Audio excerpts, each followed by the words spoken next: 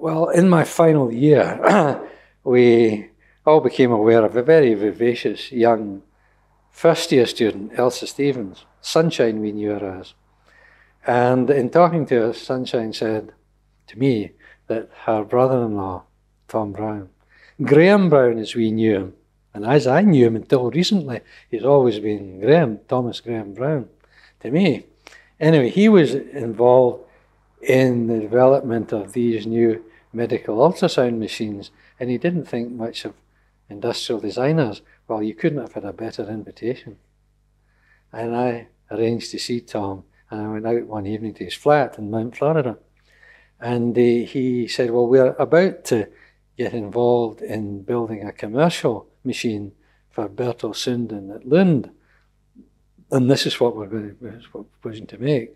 And he had these big drawings, prints, showing the machine. And I've shown you the things.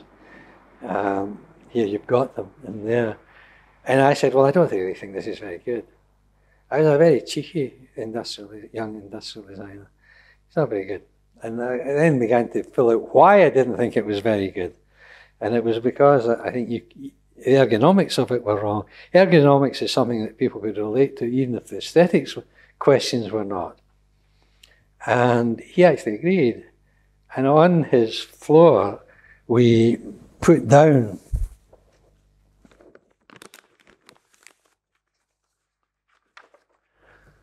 that was the design.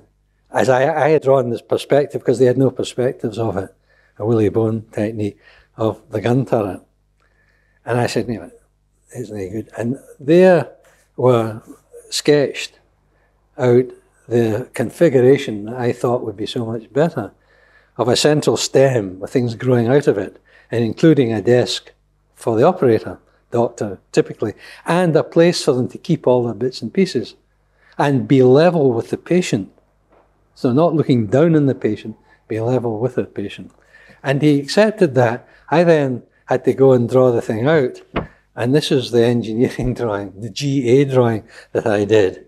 This may feature as one of the great oddities in the history of engineering design, because it was drawn to a scale that hitherto and before the unknown, and since unknown, 1:6, because it was the biggest bit of tracing paper I had. And that, it was largely built to that spec. That was one of the scans that came out of it. That's a multiple time-lapse shot of the Lund machine. And it was built. In fact, the column was slightly too big to get out of the place where it was built and had to be reduced in height. You can see it in the drawing where we sawed off a bit to make it fit.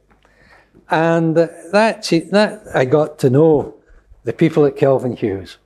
One of the unsung heroes, of course, was the deputy managing director who gave Tom the money to allow him to do it. It's about £500, I suppose, not more than that.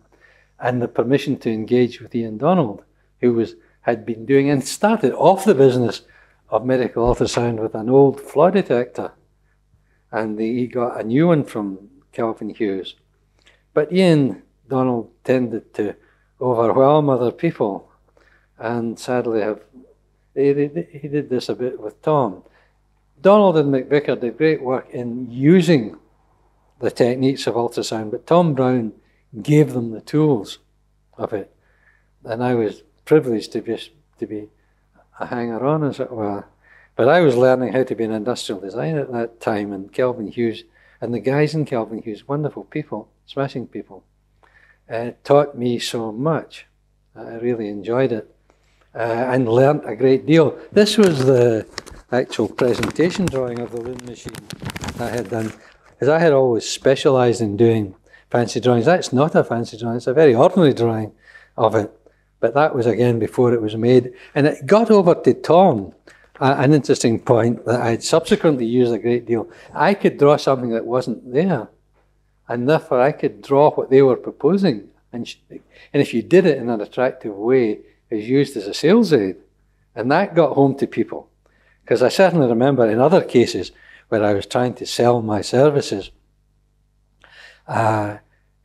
One managing director said to me, well, I don't know if you're a good designer or a bad designer, but I like your drawings.